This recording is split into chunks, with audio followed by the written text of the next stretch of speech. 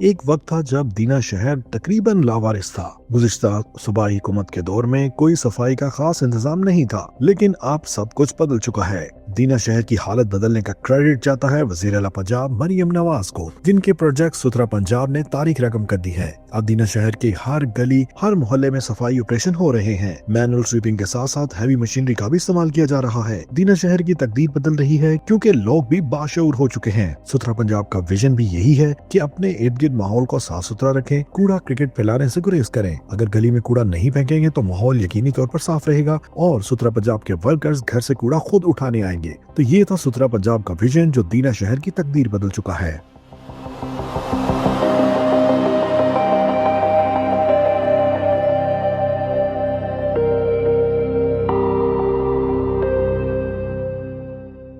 साडा काफ़ी मसला सी, पानी जिहड़ा ना खड़ा हो जाता सी दोनों साइड ते, नाली काफ़ी कचरा सी। तो हुण माशाअल्लाह बड़ी अच्छी सफाई हो गई है जनाब, बिल्कुल पानी रवान हो गया है, इस तरह की रवानगी हो गई है जनाब। तो रोड बिल्कुल क्लीयर हो गई है। ये बच्चियां दा राह सी गुजरदियां सन, स्कूल वाले बच्चे भी गुजरदे, बड़ा मसला सी। असां जनाब कंप्लेन की है, 2 दिन के अंदर जनाब इन्हें अमल किया, वो बिल्कुल सफाई हो गई है। शुक्रिया, मेहरबानी है।